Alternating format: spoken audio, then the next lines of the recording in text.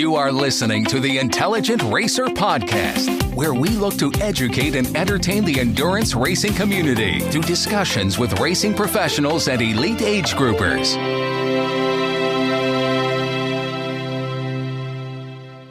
In today's episode, I speak with professional triathlete Linsey Corbin.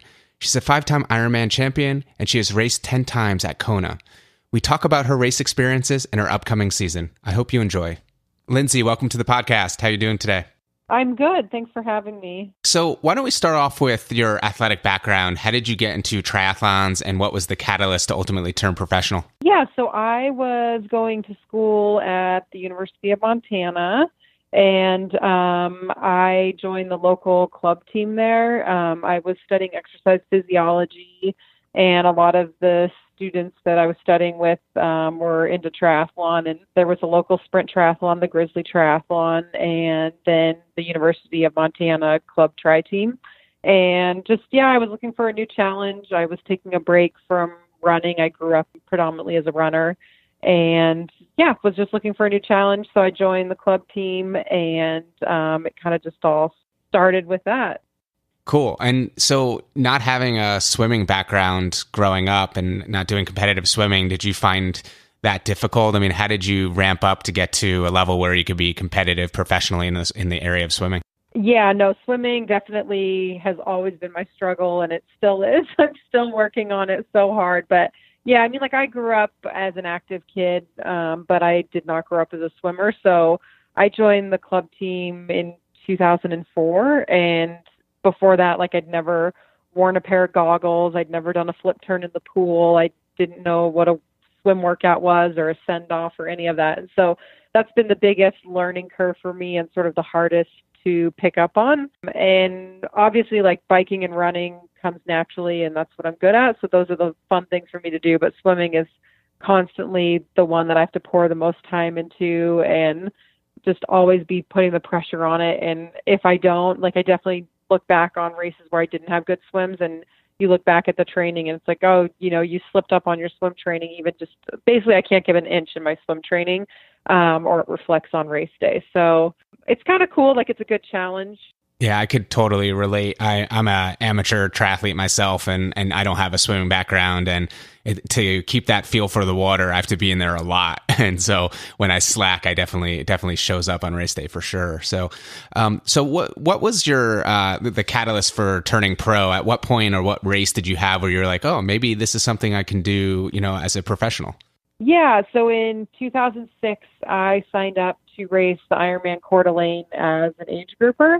And like I said, a bunch of people from the exercise physiology lab were doing it. And I thought, socially it looked like fun and it sounded like an awesome challenge. And I'd heard sort of stories of people the past few years doing it. And so that was kind of the first year that I really applied myself to a training plan, because it was here I am getting ready to do this huge daunting task of an Ironman, and I want to make sure I'm ready. And so that was, as I basically followed this training plan that a friend of ours in Montana had made for me, I started to get fit, and then I started to get more fit, and I signed up to race Wildflower, the half Ironman in early May.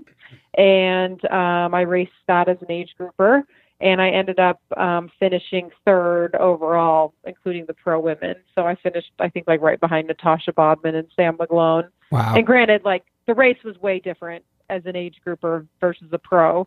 You can slingshot in the race and stuff. So, I mean, either way though, I set the record that I think still stands for the age group race, and was pretty pumped after that. And then basically leading into Coeur d'Alene, it was 2 weeks before the race, and someone was like, maybe you should race at pro. And I don't know, I kind of went back and forth, and I really wanted to qualify for Ironman Hawaii, but back to the swimming thing, I was really nervous for the mass swim start. And I thought, well, if I race it as a pro, then I only have to start with 30 women or however many women for racing. And so basically the week before Ironman Coeur d'Alene, which was going to be my first Ironman, I also decided it would be my first pro race. So 2006 I switched to pro racing, and I got pretty lucky that I qualified for Hawaii on my first try at Coeur d'Alene. It was just one of those days where things sort of fell into my favor, and I kind of never really looked back after that. The jump to being a professional, though, as you alluded to, is much different from a racing perspective. I mean, was that challenging at the beginning to get used to the different dynamics as a pro? Yeah, definitely. I mean, like I said, Coeur d'Alene, I got a little bit lucky because it ended up being really, really hot that day. And I didn't know any different. I'd never done an Ironman. And so my only goal was to not walk on the marathon. And I ended up running the whole marathon. And I think I was like 23rd off the bike and ended up finishing 6th place maybe among the pro women because so many women just dropped out or started walking and I didn't know any different. And so I got a little bit lucky in that's how I qualified for Kona. But then my next pro race was the Vineman 70.3 in July. And I just got my ass handed to me. I remember the gun went off and everyone was gone in the swim. And I was all by myself all day. And I was probably still tired from Ironman Coeur d'Alene. And so that I would say 2006 and 2007 was a big learning curve for me that racing professionally is way different than racing as an age grouper. And it just presented a whole new sort of book of challenges for me, but I also kind of really enjoyed it as well. And, with similar to the swimming, there was a huge learning curve that came with it. Right. And so you spoke about Kona and you've raced there, and that's the Ironman World Championship for those not familiar, but I'm pretty sure everyone is familiar with that race. And you've raced there 10 times. And, can you talk about that race? I mean, besides it being the World Championship, I mean, what makes it special and why do you keep going back? Yeah, I think it definitely is probably the most special Ironman of all the ones I've done. I've done a laundry list full of them, but it's a tricky one. Like I've gone there and I've had incredible races. I've finished in the top 10, I think 4 times or so. I've been in the top 5 once. And I've also gone there and had I feel like my heart ripped out where I've gone there with like the best preparations ever and just not raced up to my abilities. And I think that's kind of what keeps me going back for more is, I mean, anyone that's done an Ironman can tell you that it's a completely addicting. You finish the race and it's just such a long day that you look back on it and you're like, I wonder if I would have done this and this different, like how would it have gone?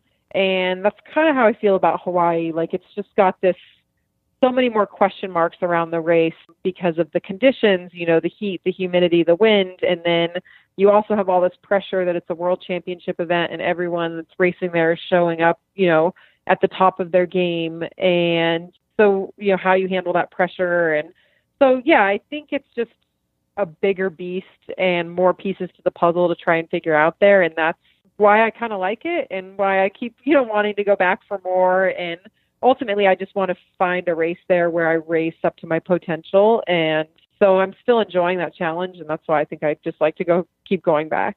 Yeah. And you mentioned, obviously the conditions are difficult there and they're different every year. And you also mentioned the pressure and other things like that. So, I mean, what do you think differentiates those who thrive in Kona versus struggle? I mean, is it mainly a mental battle? And, what are some of the things you do to kind of overcome that? I mean, obviously experience helps. Yeah. I mean, I think Kona in particular, you have to be at the top of your game fitness wise because everyone else there that is, so you can't be an inch below, top fitness. But then I think if you compare a lot of the pro women on a fitness level at the top of our game, we're all pretty similar. And so a lot of it comes down to being mentally strong, being mentally stable, particularly during that race, because there will be moments in that race where you feel like you're going nowhere, you feel like you're going backwards, and it's just a very defeating moment to be in, and you just have to keep plugging away. I mean, I can't tell you how many times I've been running the marathon and you're like, I don't even feel like I'm running right now.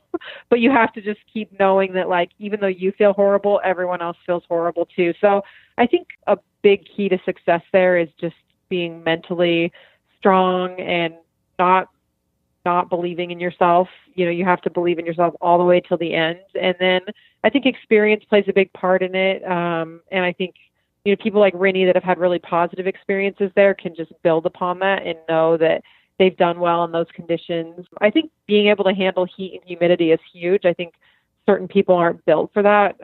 Fortunately, I feel like I personally handle heat and humidity really well. But I think so I think it's a bunch of different pieces that kind of play into the puzzle of doing well there. One of the things I really admire about you is the fact that you seem to be really, really mentally strong and kind of focus on that area. And so I was looking at your website and a couple things caught my eye, and I just want to kind of highlight them because these are things that I struggle with immensely. So I just want to talk about the mental side of them. But you say some of your favorite things to do, climbing in the big ring or running off the bike. I mean, two hard things to do. And then you also have something in there that says you relish and thrive in the late parts of an Ironman marathon. I mean, so, ultimately, obviously you train really hard, but all three of those to me are also mentally, grounded in mental confidence and strength. So, again, I mean, you embrace the suffering of the sport and, and really kind of thrive in it. So how did you develop that? Is that just over time with experience or do you have any mental preparations you do pre-race that help you get into that zone? Yeah. I mean, I think for me personally, a lot of what I do in training dictates like how I'm going to feel mentally on race day. And so for me, I like to do a lot of the hard work before the race. Not to say that the race isn't hard, but I think anytime you can face adverse conditions in training, you're essentially like training your body and training your mind to overcome these obstacles. And so the more you practice it in training, then race day, when those situations present themselves to you, you're like, okay, I've like overcome this in this hard session. And I know that I'm well versed in sort of how to handle adversity and tough situations. But at the same time, I will say like nothing prepares you for those challenges like racing itself. And so the more experiences you can sort of build upon of overcoming, parts where maybe you were walking in the marathon, or maybe you did want to slow down and you kept pushing through and sort of exceeded your expectations, that kind of just adds another, layer to your arsenal, and you can kind of look back on those challenges when you reach tough parts in a race. Right. Yeah. Well, I did Ironman Mount Tremblant last year, and I'm doing Lake Placid this year. And so I'm going to take your quote around relishing and thriving in the late part of the Ironman marathon and really kind of remember it and stick to it, because I really struggled last year on the second half of that run. It was really tough for me mentally. And, the funny thing is my legs actually felt fine afterwards. It wasn't that I pushed myself to the physical limit. It was the mental limit that I kind of got to. And, it's kind of been haunting me ever since. So.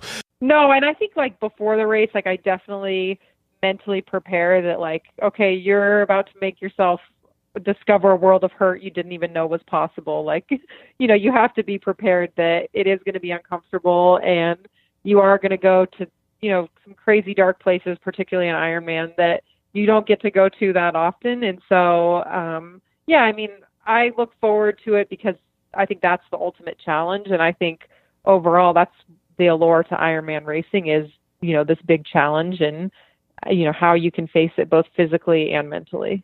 Right.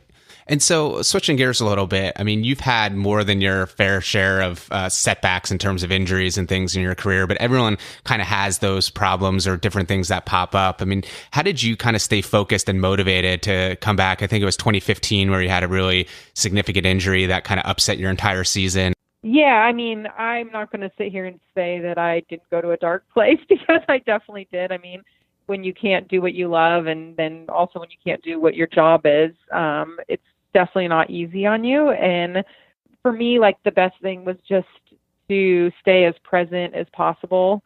Try not to get, overwhelmed with, worry and doubt of like what's too far ahead of, like whenever I found that whenever I started worrying about like all the races I was missing and all the races everyone else was doing, that's when I sort of started to go to like that dark place. And so just staying really present and focusing on the small victories. For me, at the time I had broken my femur. So, for me, a victory was like, okay, I'm off crutches now, and now I'm walking. And then I progressed from walking to be able to like go on the spin bike. And then it was like, okay, you can now go on the spin bike to outside riding, to now you can go to the gym. So just focusing, your goals shift. Maybe your goal is to, go 9 hours in an Ironman. Well, now all of a sudden the goal is to like, let's just get pain free. And so really staying process oriented and focusing on just healing. And then also I took some time to focus on non-triathlon things, because it's like, now's the opportunity when you can go camping and enjoy summer. Like usually during summer, it's all training and racing and travel, and you don't get to do a lot of normal sort of summer fun activities. And so that helped take my mind off of things as well. And yeah, I mean, you have to, I guess, just take a look back. Like for me, it was like, okay, I really do love triathlon. This is something I want to get back to. and I would give anything to get back to triathlon racing. And so sort of keeping your eye on the prize ahead of like knowing that you are going to get healthy and you are going to get back to where you were. But it definitely, I'm not going to sugarcoat it. It took a lot longer than I thought it would. And it definitely was one of the more mentally challenging things I've been presented with in my 10 years of racing as a pro. Right. And I guess one positive would be, I mean, maybe it gave you the perspective of really getting that hunger to go back to racing and not taking it for granted. I mean, I think we all have situations where we, take our bodies for granted or don't really pay attention to how lucky we are to be able to do the things we are. And then you have something like that, maybe it kind of helped reset things a little bit. Yeah, no, exactly. And it just gives you an appreciation. Like even yesterday, I had a hard run workout and I kept reminding myself during that run, like, this is a privilege. Like you don't always get the health and the ability to be able to push yourself like this. And yeah, I think just I have a greater appreciation even now. It's been almost 2 years since that injury happened. And I still don't take for granted like being healthy and being able to train and being able to use our bodies to the maximum capacity, basically.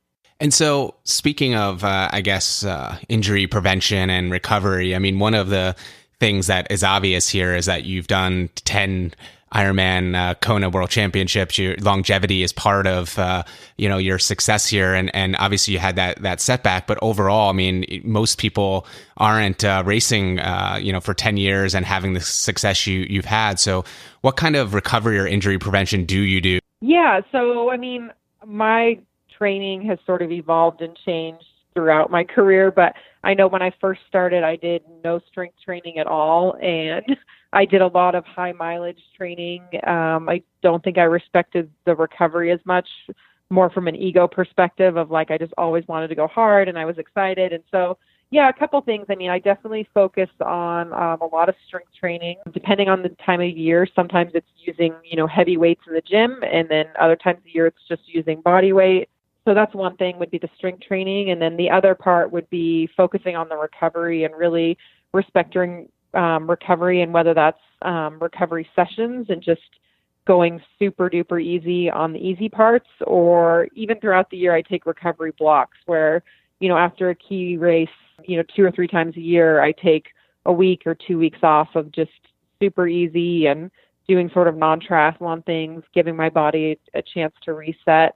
And then the third thing, so I've got the strength training, the recovery, and then the third thing would be my shift in nutrition has changed a lot and sort of evolved over the years, but just respecting and realizing the amount of calories that you have to consume to sustain, what you're putting your body through, and the amount of calories, whether it's carbohydrates, protein, so the types of things that you're fueling your body with, of real quality as well as quantity. So those are kind of my 3 things, would be the strength, the recovery, and then the nutrition.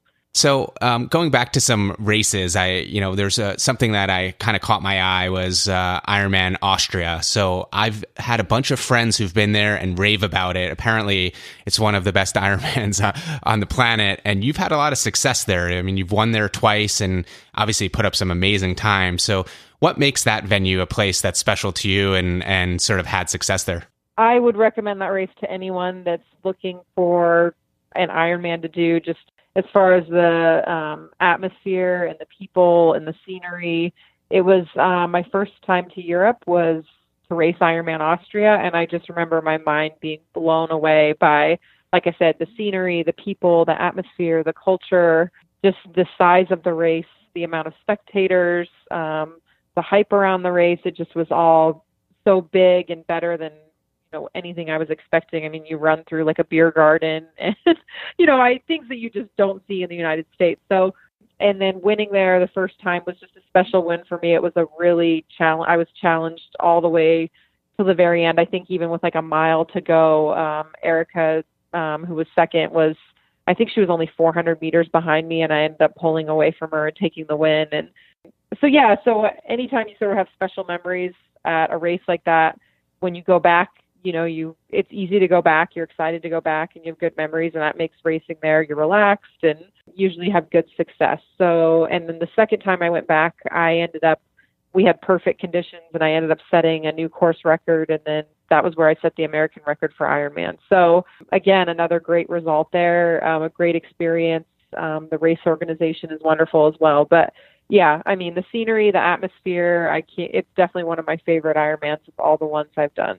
Yeah, I think I'm going to add that to my bucket list because I keep hearing consistently good things about this. But you're the first person that mentioned the beer garden running through that. That must be a rowdy crowd, so that's pretty cool. Yeah. Yeah, and everyone's like, why is it such a fast course? And I think the whole run course is just lined with people the entire way, just cheering for you and yelling at you, like 5 people deep, 10 people deep. And so you can't not push hard with that many people cheering you on. Yeah, so good that would help. Pressure.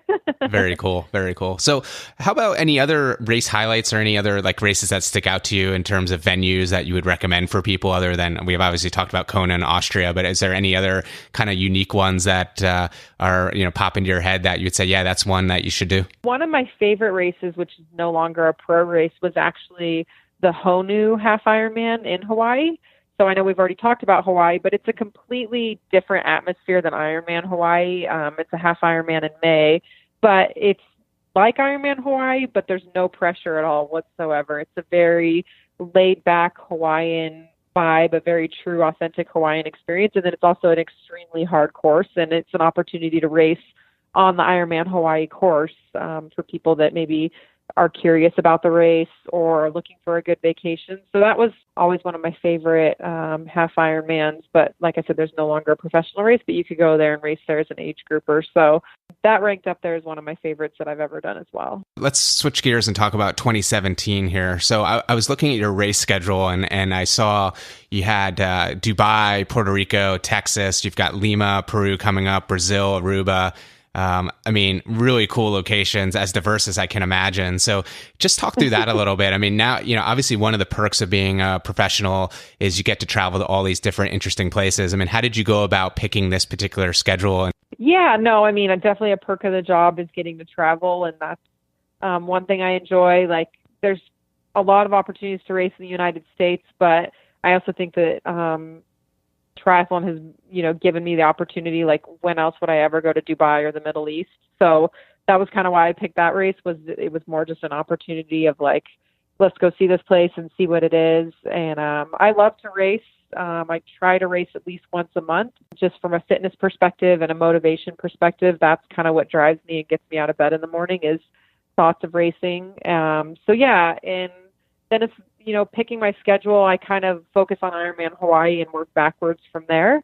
So I know I need to qualify for the race, and we're on a point system to qualify. And so the championship events for Ironman kind of are the safest bet for qualifying, just because they offer double the points of normal Ironman races. So I looked at what the championship events were. There's Frankfurt, Cairns, Australia, where I raced last year, Brazil, Texas, and then South Africa. And just more from a timing perspective, I knew I wanted to race in late May or early June to get my qualification. So the choices were Ironman Cairns or Ironman Brazil, and I decided to go to Brazil this year. So yeah, that's kind of where that comes from. And then after Brazil, I'm going to decide sort of my next steps for June, July, August, and September. But for me, the focus is on qualifying for Ironman Hawaii and kind of going from there.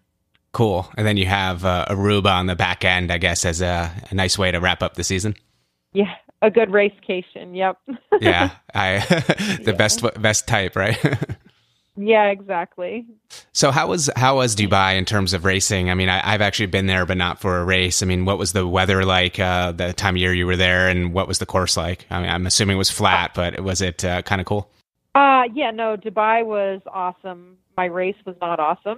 I'm not going to lie. I think racing in January was a bit ambitious, particularly with the length of travel and the time change. It was a 12-hour time change. I basically came off of all indoor training, and I definitely got my butt kicked. I'm not going to lie. So, but it was kind of good too, because it was super motivating to come home and hit the training hard and realize, here's what your weaknesses are. Here's what you need to work on. But the trip itself was amazing. And actually the race looked awesome. I just wasn't able to be a player in it. And that's frustrating to me, because that's what I'm there for, is I want to be a part of the race. I want to be in the top pointy end of the race. And I was not even a factor in the race. But the race itself was super well organized. It was actually it was a unique course, but really well laid out, super safe place to be, great place to train, perfect weather, amazing food. But the trip itself was very cool. I was able to take my mom with me, and that was a once in a lifetime experience. Normally I travel with my husband, but so it was neat to do something different, but I'm not 100% sure I'd go back next January, mainly because of the timing, but I'm glad I got to experience it. Right. Yeah. I was there, I think, in 2005 or 6. I don't remember now, but at that time it was a pretty amazing place with all the high-rise buildings and everything, modern. But now, I've seen the pictures and how much development there's been since. I can only imagine. Yeah, you wouldn't even recognize it. I can't believe the amount of development they have going on there. Yeah, that's amazing. Well, Linsey, we're almost out of time, so let's one more question for you. It's kind of a fun one, but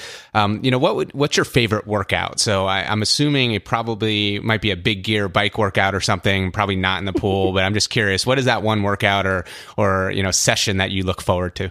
Yeah, it's definitely not in the pool. You got that one? I'm with you there. It's probably it's one of the harder sessions, and I can't do it properly or well executed until I'm fit. So it doesn't happen till usually, within a month or 6 weeks of doing an Ironman, and then usually in the summer as well. But I like to do a long ride, so around 5 to 5.5 hours. And then within the long ride, I do 2 1-hour segments. And the segments start out as 30 minutes at 70.3 watts. So that's pretty close to threshold. Immediately right after, you drop down to 30 minutes at Ironman wattage or heart rate or effort. And so you don't really get a recovery off to 70.3, but you get to drop it down, about 20 to 30 watts in my case, about a 20-minute recovery, and you repeat that. So it's 2 by an hour of 30 minutes at 70.3, straight into 30 minutes at Ironman. And then I like to run off the bike off that session. And I usually will do 3 miles at a 70.3 pace on a 7-minute interval, and then 3 minutes at an Ironman pace at a 7-minute interval. So it's a 6 by a mile run off the bike. So like I said, a 5-hour ride and then a 6-mile run off the bike. And it's a super challenging session, and I get very fit off of it, and it's a good indicator of my fitness levels, but it's also not a session I can do straight off the couch or in the middle of the winter. Like I have to build up to it. So right. Yeah. Cool. Yeah. I'm going to write that one down and do it right as I'm peaking for Lake Placid, because that sounds like a pretty cool and definitely challenging workout. Yeah, no. And if you can get through that, then it's a good confidence builder of like, okay, if I can do this, I think I'm going to be ready for whatever race day throws at me. Cool. Well, Linsey, thank you so much for your time today. It was really fun to hear about your race experiences, and best of luck in 2017. Your race schedule sounds amazing. It's like my dream schedule. So I'm definitely going to be watching and rooting for you. Awesome. Well, thanks for having me. I appreciate it. Thanks for listening to the Intelligent Racer podcast. For more information on this and other episodes, please visit www.intelligentracer.com. Also, be sure to check us out on social media, and please review us on your podcast directory. Join us next time for another edition of the Intelligent Racer.